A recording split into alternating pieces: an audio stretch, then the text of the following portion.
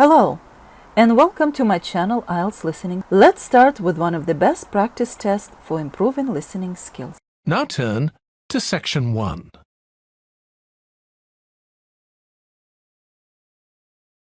Section 1. You will hear the chairman of the Highways Committee of Granford speaking to members of the public about proposed changes to traffic and parking in the area.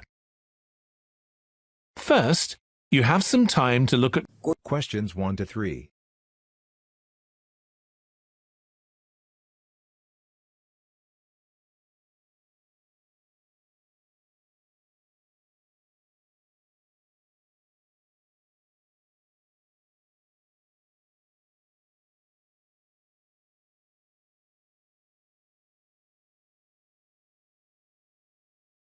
Now listen carefully and answer questions. Good evening, everyone. My name's Phil Sutton, and I'm chairman of the Highways Committee. We've called this meeting to inform members of the public about the new regulations for traffic and parking we're proposing for Granford. I'll start by summarising these changes before we open the meeting to questions. So, why do we need to make these changes to traffic systems in Granford? Well, we're very aware that traffic is becoming an increasing problem. It's been especially noticeable with the increase in heavy traffic while they've been building the new hospital. But it's the overall rise in the volume of traffic of all kinds that's concerning us. To date, there's not been any increase in traffic accidents, but that's not something we want to see happen, obviously. We recently carried out a survey of local residents, and their responses were interesting. People were very concerned about the lack of visibility on some roads due to cars parked along the sides of the roads. We'd expected complaints about the congestion near the school when parents are dropping off their children or picking them up. But this wasn't top of the list, and nor were noise and fumes from trucks and lorries, though they were mentioned by some people. We think these new traffic regulations would make a lot of difference, but we still have a long way to go. We've managed to keep our proposals within budget, so they can be covered by the council. But of course it's no good introducing new regulations if we don't have a way of making sure that everyone obeys them. And that's an area we're still working on with the help of representatives from the police force. Before you hear the rest of the talk, you have some time to look at questions 4 to 10.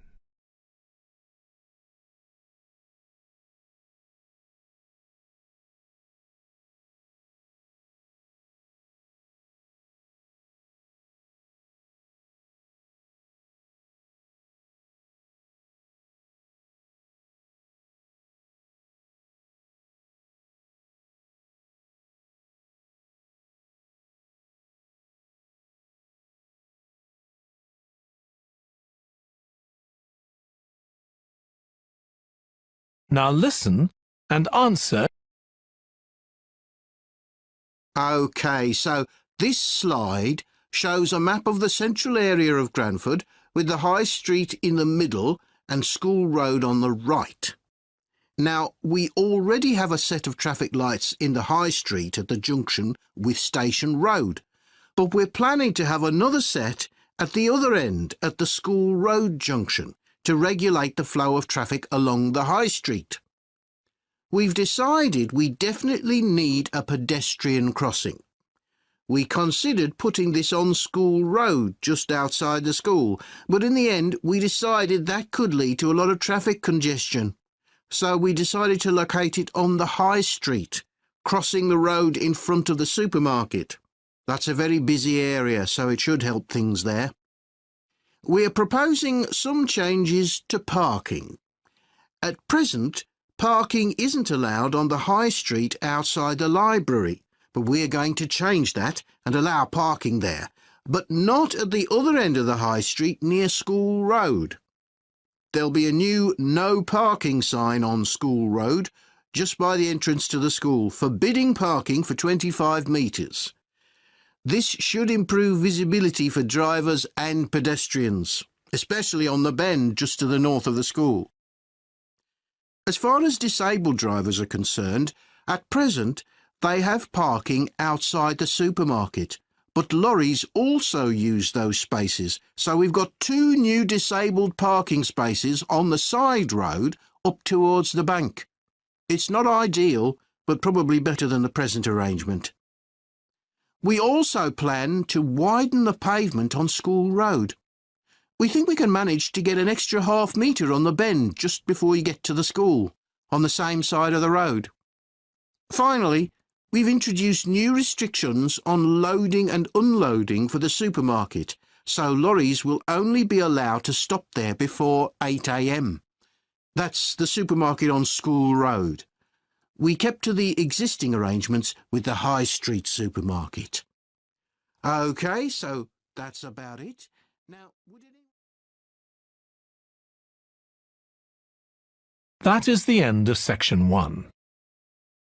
You now have half a minute to check your answers.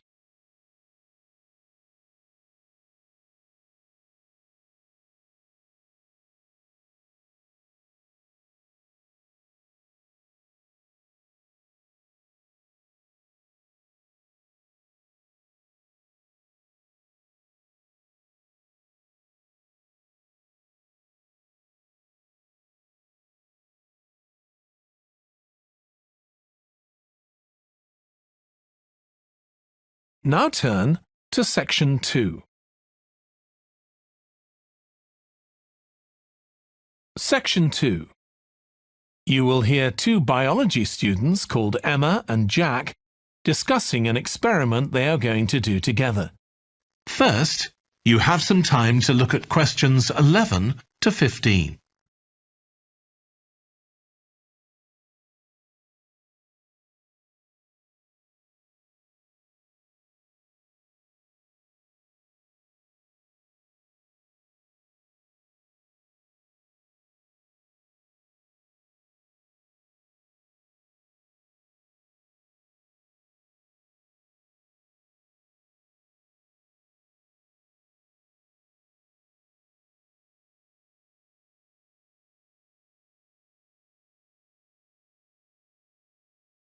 Now listen carefully and answer questions.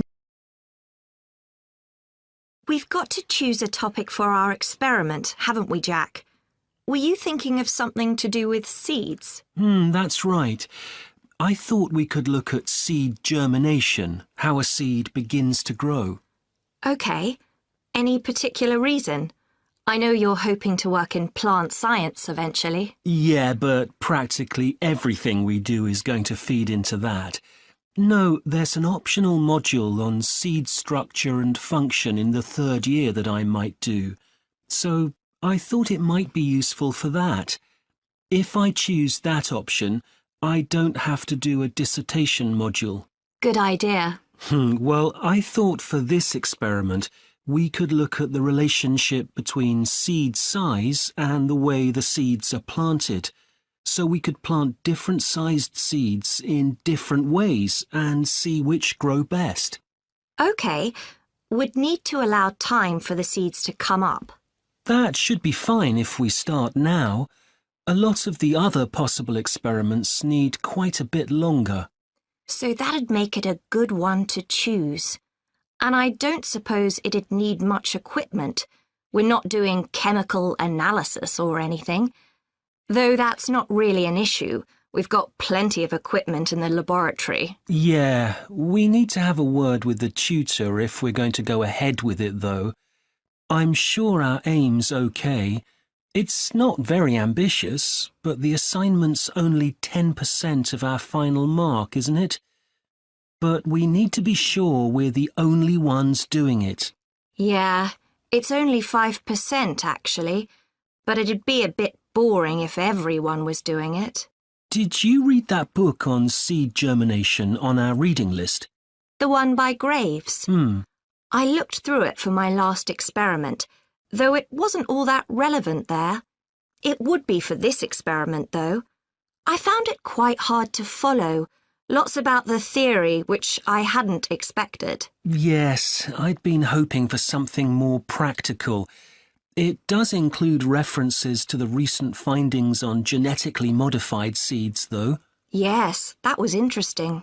I read an article about seed germination by Lee Hall.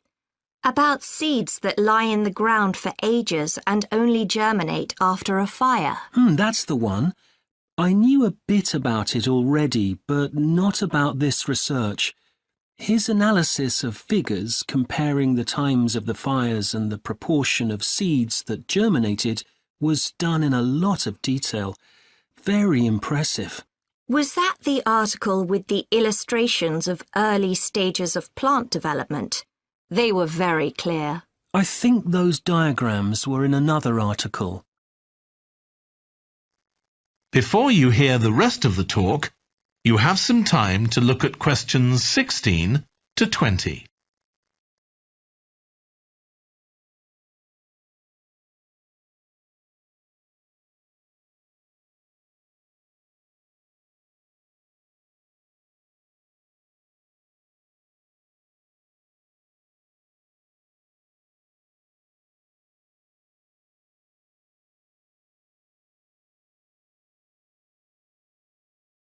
Now listen and answer question. Anyway, shall we have a look at the procedure for our experiment? We'll need to get going with it quite soon. Right. So the first thing we have to do is find our seeds. I think vegetable seeds would be best, and obviously they mustn't all be the same size. So how many sorts do we need? About 4 different ones? I think that would be enough. There'll be quite a large number of seeds for each one. Then for each seed we need to find out how much it weighs and also measure its dimensions. And we need to keep a careful record of all that. That'll be quite time-consuming. And we also need to decide how deep we're going to plant the seeds, right on the surface a few millimetres down or several centimetres. OK, so then we get planting. Do you think we can plant several seeds together in the same plant pot? No, I think we need a different one for each seed. Right. And we'll need to label them. We can use different coloured labels. Then we wait for the seeds to germinate. I reckon that'll be about 3 weeks, depending on what the weather's like. Then we see if our plants have come up and write down how tall they've grown. Then all we have to do is look at our numbers and see if there's any relation between them. That's right. So then we get... That is the end of section. You now have half a minute to check your answers.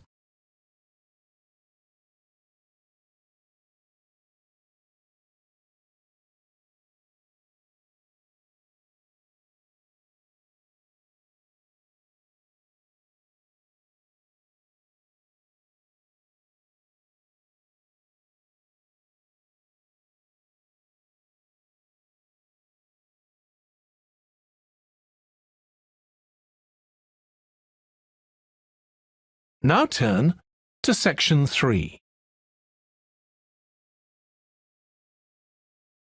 Section 3. You will hear a student called Russ consulting his tutor about a presentation he is preparing on nanotechnology, the study of materials on an extremely small scale. First, you have some time to look at questions 21 to 25.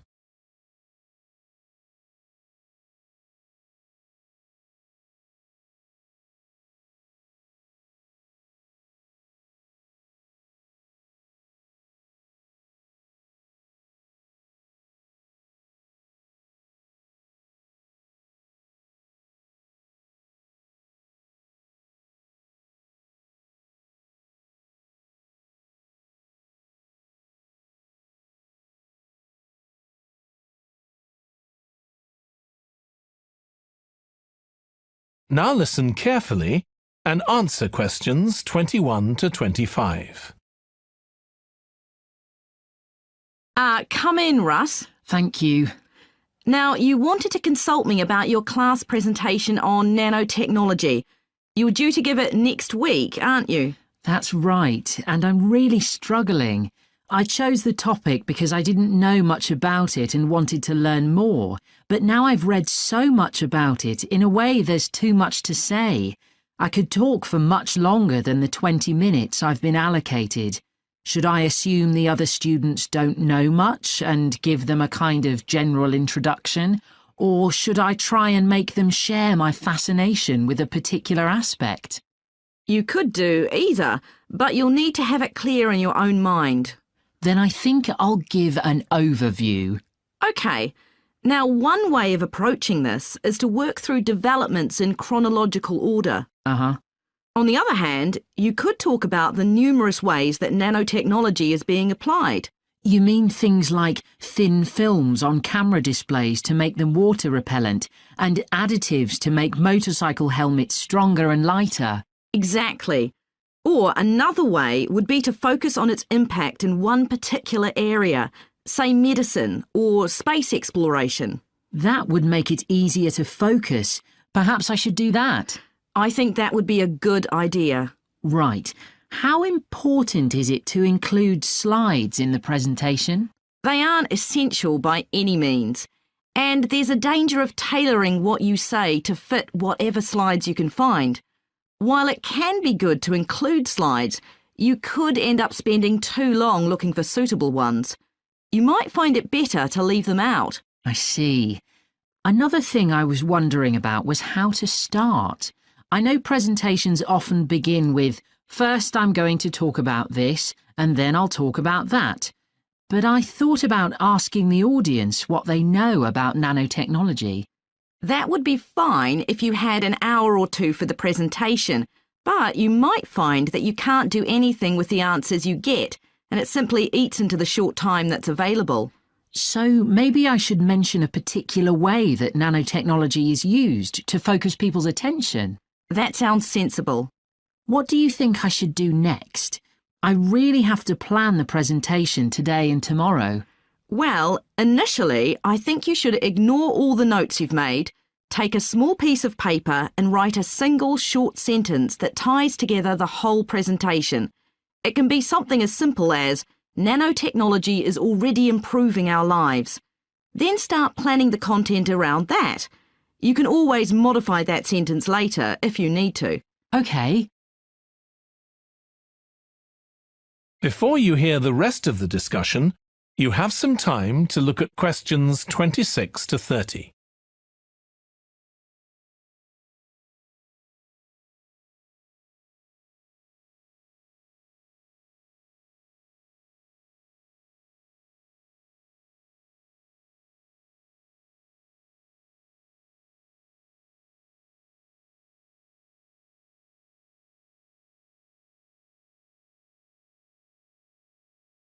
Now listen and answer questions 26 to 30. OK, now let's think about actually giving the presentation. You've only given one before, if I remember correctly, about an experiment you'd been involved in. That's right. It was pretty rubbish. Let's say it was better in some respects than in others.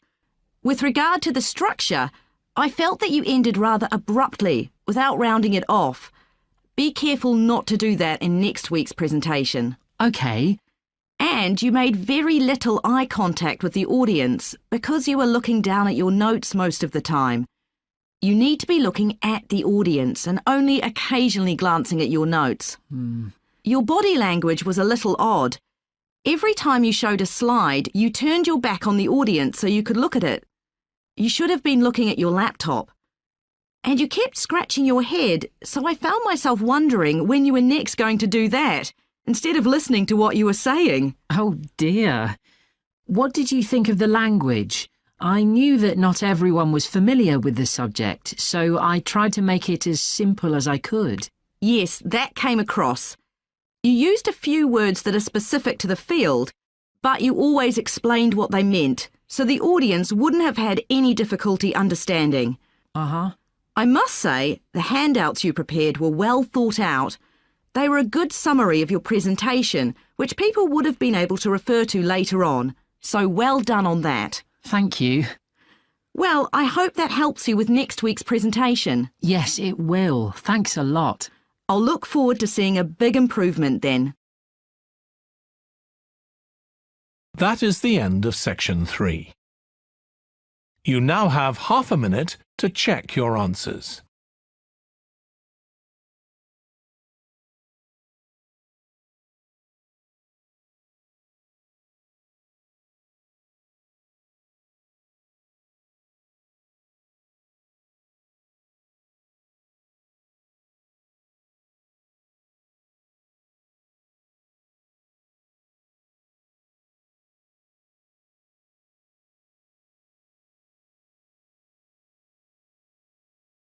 Now turn to section 4.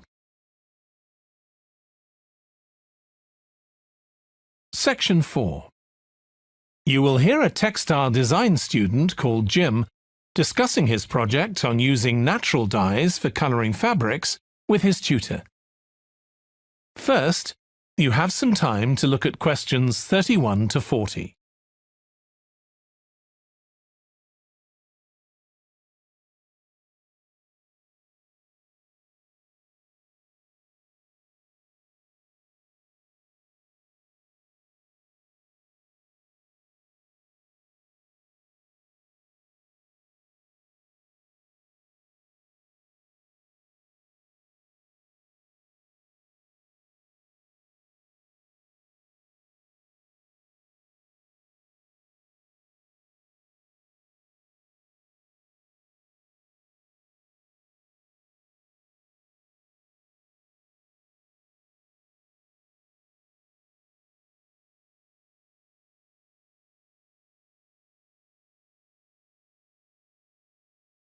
Now listen carefully and answer questions 31 to 40. OK, Jim, you wanted to see me about your textile design project. That's right. I've been looking at how a range of natural dyes can be used to colour fabrics like cotton and wool. Why did you choose that topic? Well, I got a lot of useful ideas from the museum, you know, at that exhibition of textiles. But I've always been interested in anything to do with colour. Years ago, I went to a carpet shop with my parents when we were on holiday in Turkey, and I remember all the amazing colours. They might not all have been natural dyes. Maybe not, but for the project, I decided to follow it up.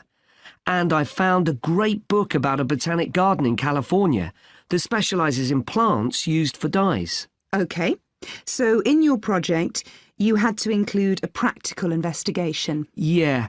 At first I couldn't decide on my variables. I was going to just look at one type of fibre, for example, like cotton. And see how different types of dyes affected it? Yes. Then I decided to include others as well. So I looked at cotton and wool and nylon. With just one type of dye? Various types, including some that weren't natural, for comparison. OK. So I did the experiments last week. I used some ready-made natural dyes. I found a website which supplied them.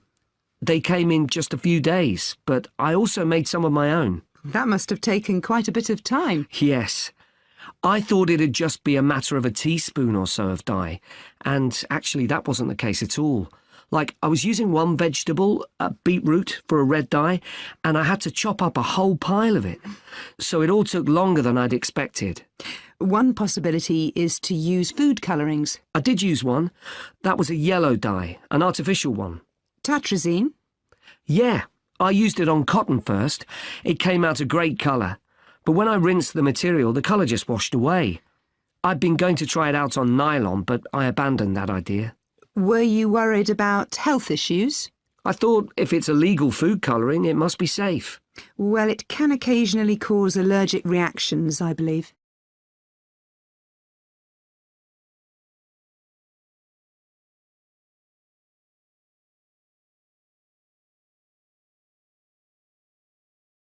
So what natural dyes did you look at? Well, one was turmeric. The colour's great. It's a really strong yellow. It's generally used in dishes like curry.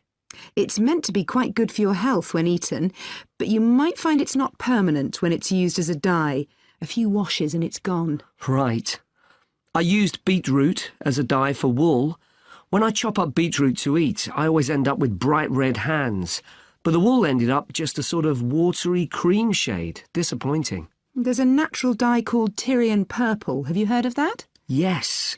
It comes from a shellfish, and it was worn in ancient times, but only by important people, as it was so rare. I didn't use it. It fell out of use centuries ago, though one researcher managed to get hold of some recently. But that shade of purple can be produced by chemical dyes nowadays. Did you use any black dyes? Logwood. That was quite complicated. I had to prepare the fabric so the dye would take. I hope you were careful to wear gloves. Yes, I know the danger with that dye. Good, it can be extremely dangerous if it's ingested. Now, presumably you had a look at an insect-based dye, like cochineal, for example. Yes, I didn't actually make that. I didn't have time to start crushing up insects to get the red colour, and anyway, they're not available here. But I managed to get the dye quite easily from a website, but it cost a fortune. I can see why it's generally just used in cooking and in small quantities. Yes, it's very effective, but that's precisely why it's not used as a dye. I also read about using metal oxide. Apparently you can allow iron to rust while it's in contact with the fabric, and that colours it. Yes, that works well for dyeing cotton. But you have to be careful as the metal can actually affect the fabric, and so you can't expect to get a lot of wear out of fabrics treated in this way. And the colours are quite subtle. Not everyone likes them. Anyway, it looks as if you've done a lot of work.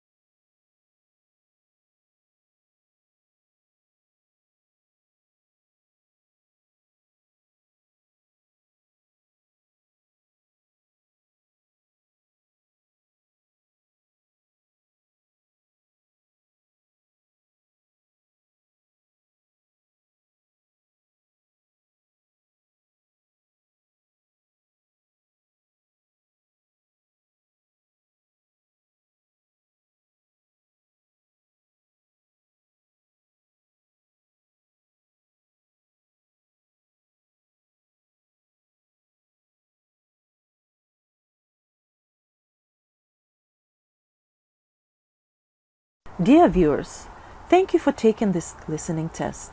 Please let me know about your score in the comments section below. Keep on practicing. It's the only way to be successful. We are planning to upload more IELTS helpful videos. Please subscribe to our channel, IELTS Listening. Thank you.